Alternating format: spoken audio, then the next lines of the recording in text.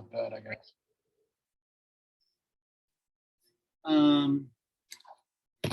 Okay. So let me just go through my thing here.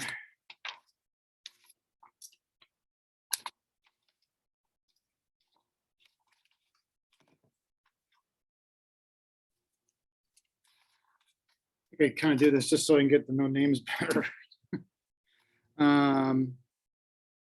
Matthew, oh, there we go. Dinara, Colleen, Lucas, Vi, oh, Vi, I keep saying, I'm sorry. I actually wrote it here too. Nicholas, no. Dana, Ali. Okay, almost everybody. How's everybody doing today? Okay. Good idea. Excuse me.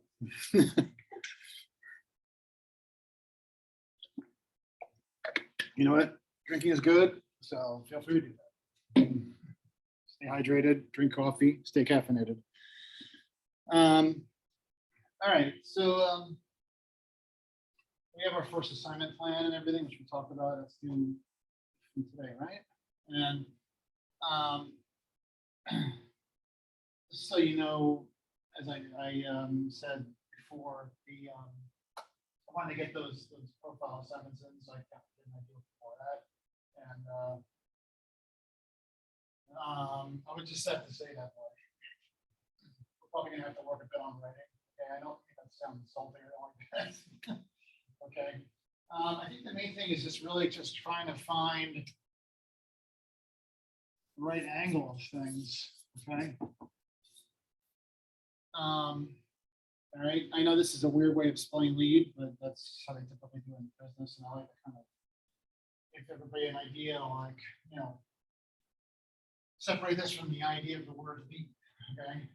It essentially has the same meaning. It's the lead of the story. But what's special about this is essentially it identifies the theme of the story.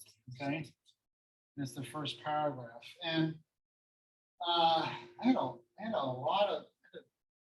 number of profile stories, the self-profile stories I'm talking about, that which is all about depends on what, where it was really long paragraphs and stuff, you know, where it would go on and on and on and on and on and on and on.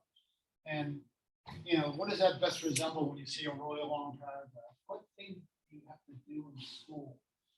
And that kind of forced you to enforce them. What kind of book is that? Textbook, right?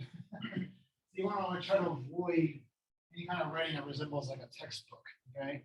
And sometimes you can just tell by just looking at it from afar, you know? Is that like a really long story, you know? Is that something that's going to be challenging to read? Is that going to be something that, you know, has like breaks in it that kind of give me a chance to read as I'm reading, okay? Wow, we're already like 2 weeks in, we're already getting stuff stolen. So, eraser's gone. Anyway, it's really imperative in digital media, especially to make sure that everything is to the point and direct, okay? So anyway, probably the first thing you're going to in your profile stories you should have essentially is probably the first words. Don't have to be the first words. The first words probably should be the name. Okay. Allie, what's your last name? Wilson. Allie Wilson. Okay.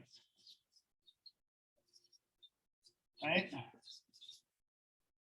I mean, and think again, active voice. The verb. The verb could be is, or was, or you know, anything like that. You know, but just think active voice. Okay, just like you would in a conversation. Okay, you want to basically like you're telling somebody on the street who Allie is. Okay. Allie, who did you talk to? Did you interview Dan? Okay. Mind if I ask you? Like Dan's not here.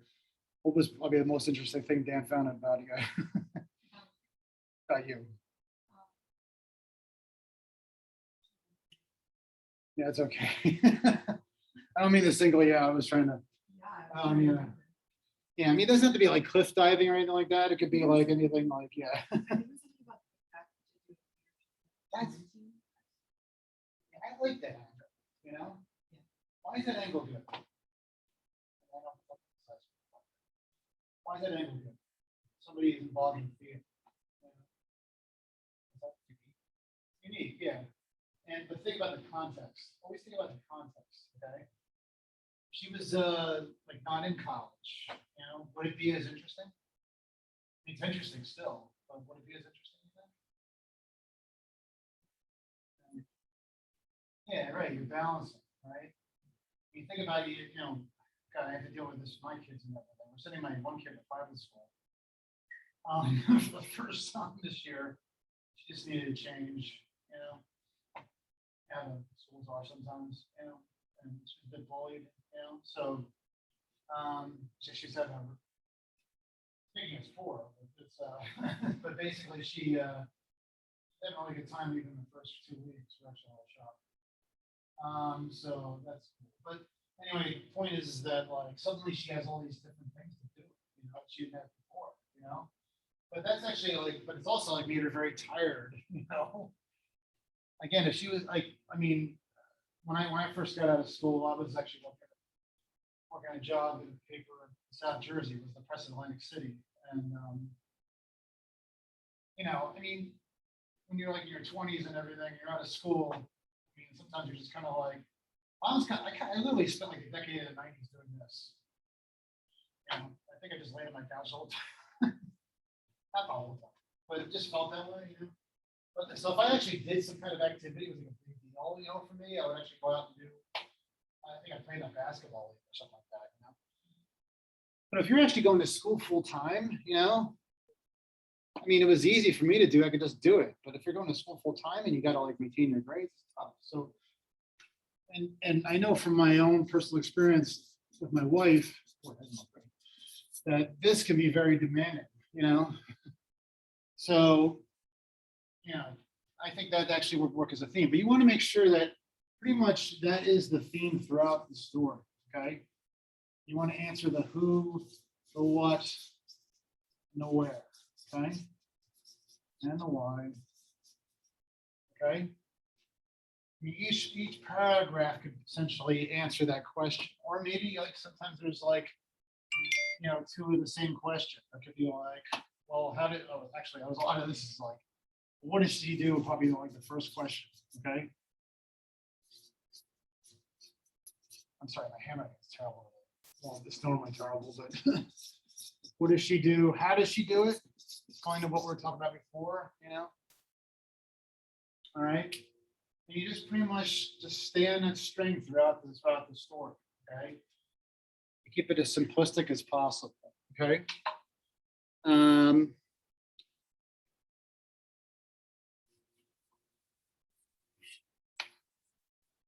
think he has water for himself.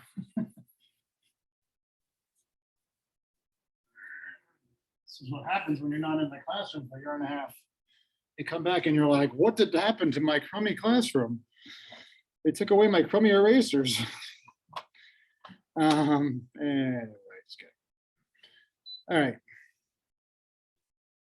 Usually, we also had a TV up here, right? That's gone. No. All right. Enough of that. So, anyway, let's look at this. I don't know why I keep going to the New York Times, but why not? But you know, they do this. I hate when they do this. Even before you actually start reading the story, doesn't it look a little less challenging than a textbook? You know, don't you ever get that feeling? There's a lot of hunches that are in journalism, you know? There's kind of feeling and mood and stuff like that. That's where it really connects itself to the literary world, you know?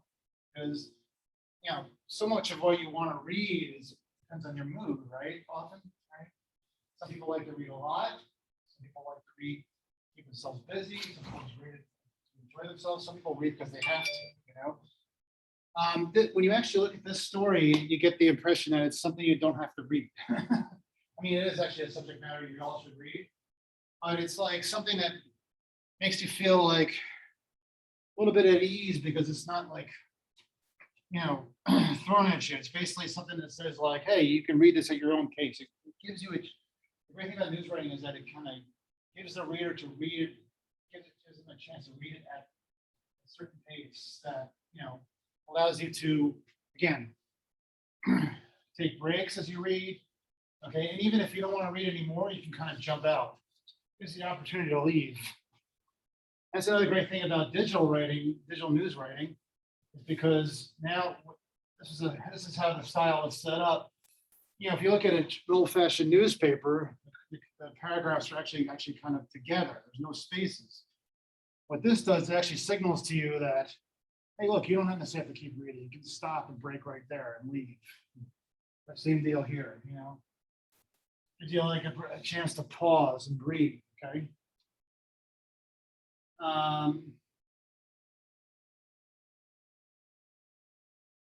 This is interesting. But this should just be this story. It's New York Times stuff. They're trying to be fancy, you know, fancy schmancy. Scientific advisors to the Centers for Disease Control and Prevention will take up a 30 challenge on Thursday. Who qualifies? Oh, okay, this is actually before the. When did they do that? They should just report the news. CDC booster.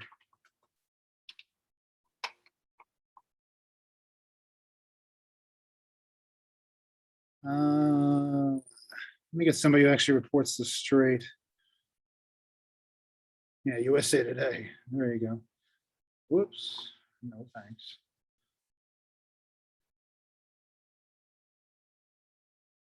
Oh. It's funny. I mean, I know they voted to authorize it, right?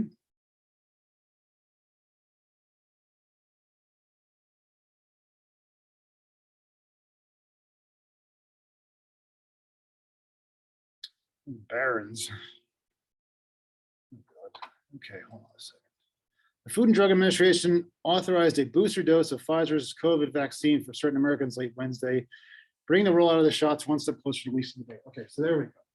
And again, typical internet format.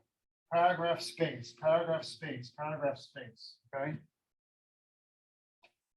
So just think of that actually. Think about like as you're writing things, it really kind of goes like almost like one thought, one point at a time. You have an overall point, right? And then each of these paragraphs right here, again, answer the who, what, where, why, right? So there's the main news, the FDA authorized the vaccine, okay? But then there's the question, well, what does that mean? Who gets it, right? The authorization allows a booster dose administered 6 months after the second dose of the Pfizer vaccine for people 65 and older, okay? Let's see here. People over 18 whose frequent institutional occupational exposure to SARS. I think what they're trying to say here is that basically, all complicated writing here, but people essentially with immunocompromised and not just that, I guess, also people who are high risk for getting infection, because it says here, health workers who have regular contact with people, grocery store workers, that sort of thing. So, all right. Very simplistic, very basic form of writing. And as you can see, I mean, obviously this is a pretty big issue, so you're not going to stray from this issue, but from top to bottom, it's all about that, okay? All about that. It's all about this right here, and just basically answering the basic questions why, because not all the questions are going to be answered in the lead. You know, maybe that's the only thing you care about at this point. Maybe you were like thinking like my situation, my dad, he's 85 years old. And he actually had a breakthrough case of COVID a couple months ago. And thank God for the vaccine, because again, as I said before, he probably would have been much grim outcome, I believe. But he actually didn't have a serious case of it. So, but that's the first thing I thought was my dad, you know. So as far as I'm concerned, I only needed to know this part. So that way I could just like say, okay, I got it, and move on. Is it fair to I've never often like seen. Yeah, I know. That's why I went with it, because it was like the only article I could find that actually reported the news. I was like, where's the Times story for crying out loud? You're the parents. The New York Times does this thing now. Can I just?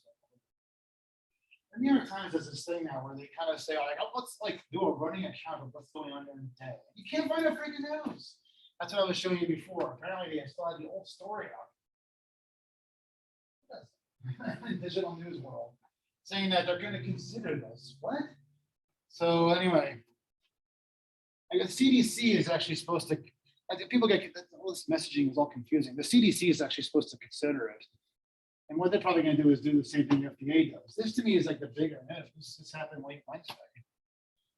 You know, so yeah, I had to go to Barron's to get that news. You're right. That's actually not a place to go to, but you know, they provided what I wanted. So anyway, the point here is that I need basically a story that's simplistic and to the point and straight down focused. Okay. Anybody have any questions about that? Okay. Now, as promised, I talked about how we're going to do a little bit of a foray into the more digital media aspect of it, besides just the print out pictures, okay? And I'm going to ask you guys actually to do a photo, okay? Now, I don't know, maybe a little difficult now, right? Because they're not here. So, tell you what, if that becomes an issue, don't worry about it. You know, if you can't get a picture of the person, maybe we can just do it. Hopefully, we'll come back to class and we can just do it after the assignment. Just get the writing part of it done, please. Submit that part next week, all right? You know, if they, you know, if you get the photo, you can submit that by the deadline. Great. If you can't, don't worry about it. Okay. All right. But what I'm going to do is I'm going to talk today about what to look for in terms of a photo. Okay. All right. So this actually requires a little bit of history. I know it's actually a horrible picture to look at. But, yeah. I always think of these Civil War. You ever see these Civil War photos from Matthew Brady? He was like the first big time photographer, right? And but largely because he was the guy out there taking pictures, and nobody else was, right? Anyway, why am I bringing that up? Because what I like to do in this class is we're going to talk again about how digital media, the 5 tools, you know, how you should know those, but you shouldn't necessarily be intimidated by those because photography is something that actually doesn't necessarily need like expert equipment to do or to use or to accomplish successfully. You just really need to know how to essentially frame the photo. Okay. I did a photography class when I was in graduate school, so I learned a lot from that and everything. But it was funny because like when I started imparting this wisdom, facetiously, other people, I was actually a little surprised how many other people knew what I didn't know before. That is how to frame a shot. Okay. I think for a long time people got the idea that like you needed some big gigantic camera or something like that from Nikon or Canon in order to do it successfully, and then you did. Okay. But now the iPhone technology, the smartphone technology has actually gotten to a point where not always what you get from here is better than what you get from a SLR camera. Okay.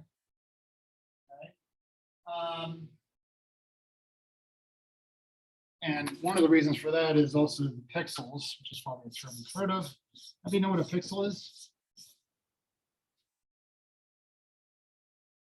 Yeah, I think the dots. Yeah, actually, it's actually what comprises the picture, and it has higher concentration of dots.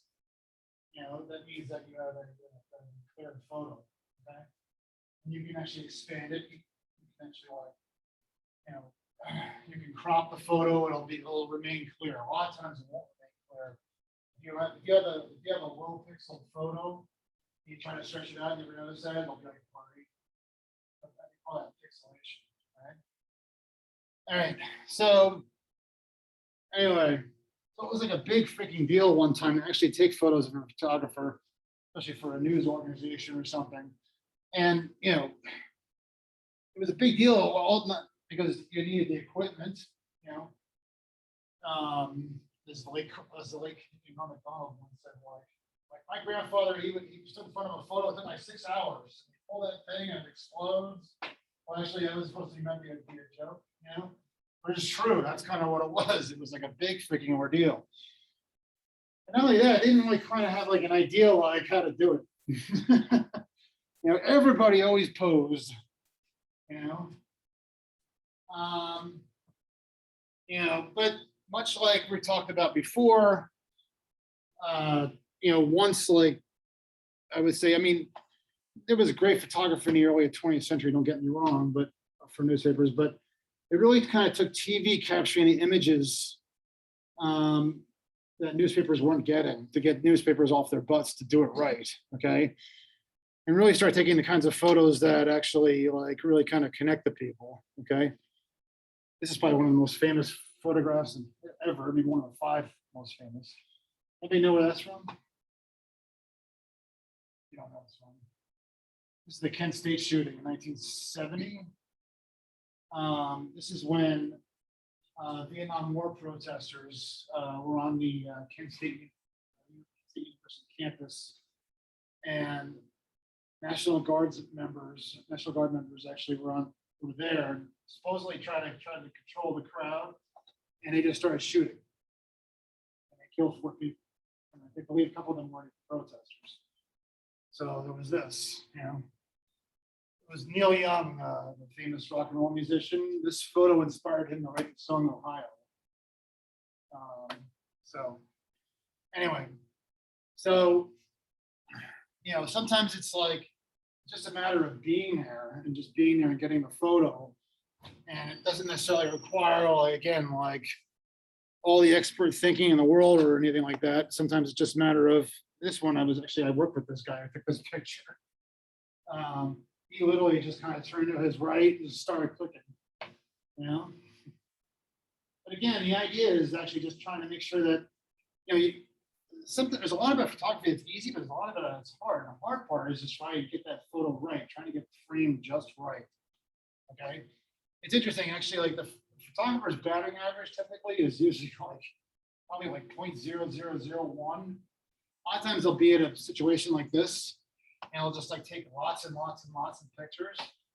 But what they'll do is they'll find like that 1 or 2 that work, you know, and that happens a lot in sporting events. You know, they'll take like about 1,000 photos or more in a sporting event. Only like 1 or 2 or 3 or 5 will actually be good, you know, probably more than that, maybe 50 to 100. But still, it's a really like small amount, right? So there's a lot of luck involved in getting the photo just right. But again, the whole idea is to really try to make sure that you stick to the conventions of actually framing. And framing is the most important part, really, okay? And you can do that essentially by cropping, okay? But it's also about positioning, okay? Everybody knows what cropping is, right? Okay. I mean, it's something that's on every computer, so I figured, right? All right. So this photo right here was probably, I think when I saw the original, it was like way out here, you know, but he cropped it down to here, okay? What's interesting about this is that you notice how that like he kept in this part right here, right? He could have like cropped it to here, right? He could have like just cropped the 3 guys with the flag. Why do you think he did that? I mean, maybe it's like too obvious of an answer. Why do you think he included this part right here? Or maybe he could have just gotten these 3 guys and that's it. Because if it's got these 3 guys raising the flag, why do you do that? Yeah, I mean, you know, it's a cliche, but every picture tells a story, right? So the idea here is, again, that you don't necessarily have to have the equipment, but you have to have the, you know, and you have to have essentially the eye for what's right, this frame. And this is essentially what they call the rule of thirds.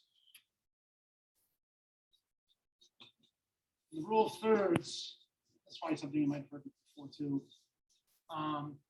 brings balance and tells more of the story than just having it shoved in your face, okay?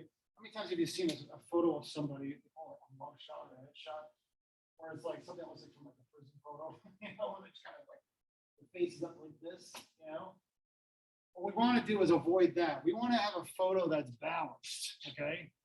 Obviously, this is the most extreme and excellent example of a balanced photo, where you see actually, I mean, you can actually, this is open to interpretation, but you'll see at least three things. There's three different things in the photo that can tell the story, okay?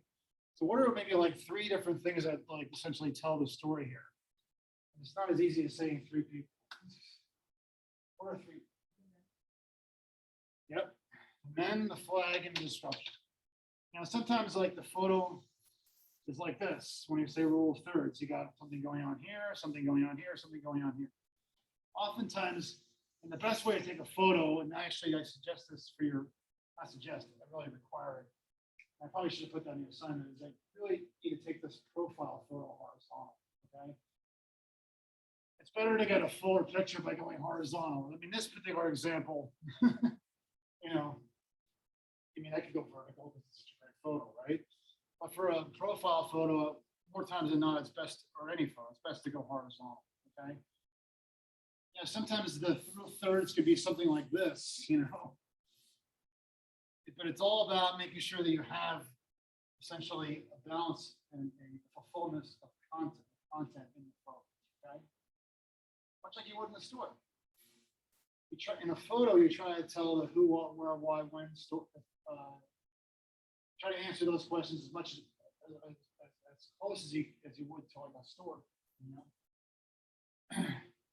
So what's the who in this? What's the who in this photo? Firefighters, right? What's the what?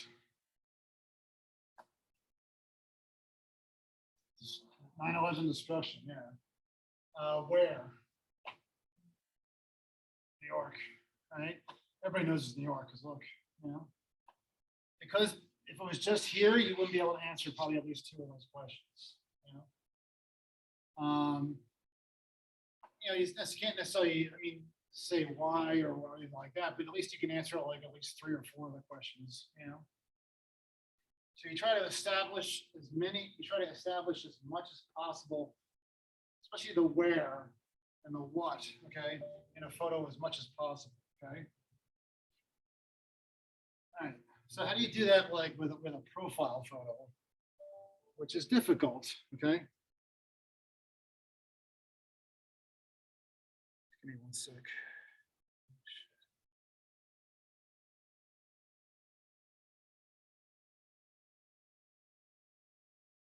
One sec.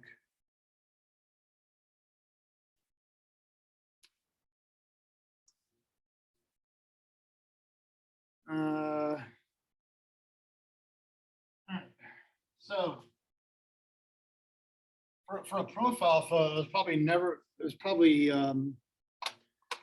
the rule of thirds is probably the most important strategy you can have, essentially, okay? Because again, you want to avoid the in your face thing, and you really want to avoid a vertical photo. You know, again, I mean, this particular case with the firefighters, you know, they have to go vertical, that's the thing behind, you know, files behind, right? But for a profile photo, you're gonna like, and if you go vertical, you're pretty much seeing the person, you know, that's it. You know? So I would say that you really need to go in this direction when you get the profile photo, okay? Let's go over here, actually, do it over here, okay? This is the most common way of handling the thirds, okay? And again, it's open to interpretation, okay? But let's just use this as an example, okay?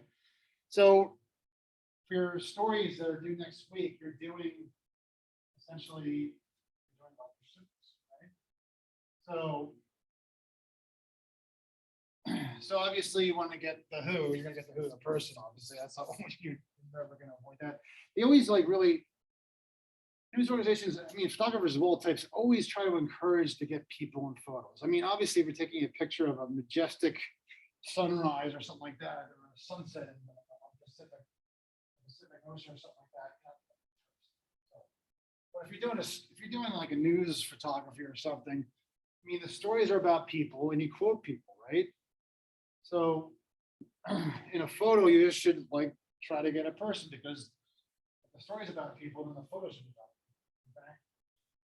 them. Okay. All right, so you gotta think, obviously, you're gonna, the person in the photo is gonna be your who. But the where is probably the next thing you should try to think of, okay? So if we're talking about Rutgers students, right, you should probably think about, maybe trying to get something about Rutgers in the backdrop. That's not always easy, okay? Maybe the next question you try to answer is the what. What does that person do? Okay. Probably the best way for you to handle this is really these two things right here, okay? Who and the what. And I would say that actually probably the easiest way to take care of somebody who's a student, and you want to get the idea that they're at a school. I mean, it's this too, actually, but you want to get the idea that they're at a school and what they do and that sort of thing. It's probably, them maybe sitting in their seat with a computer. The computer signifying they're a student.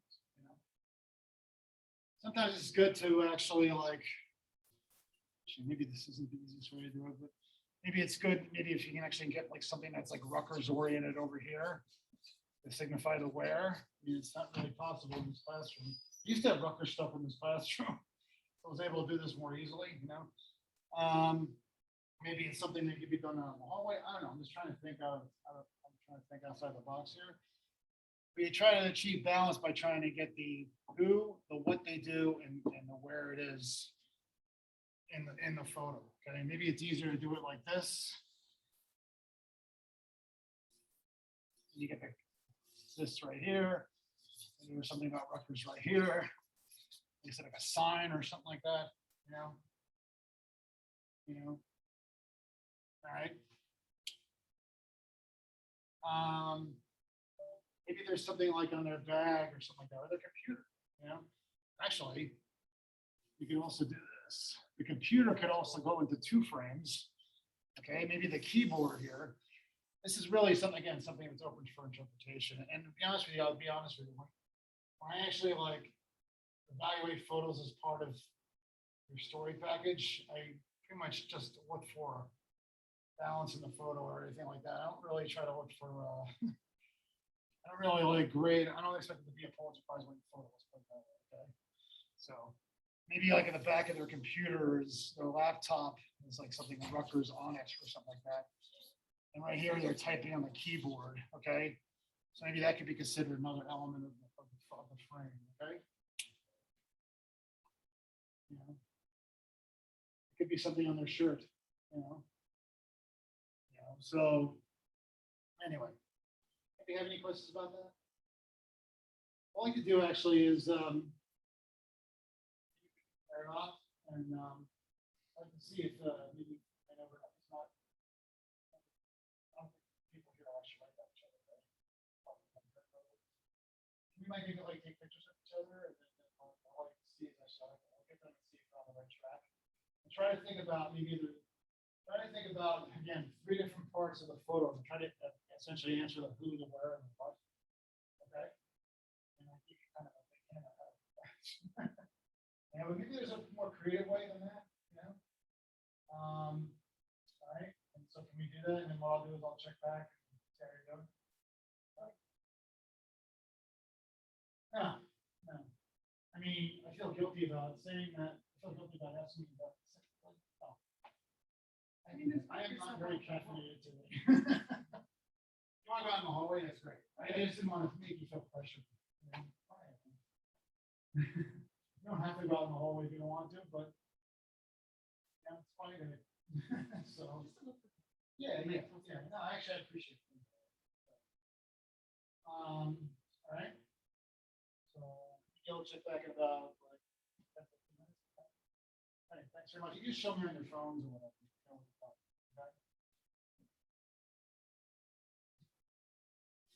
Oh yeah, maybe you two and then you two, or is that okay?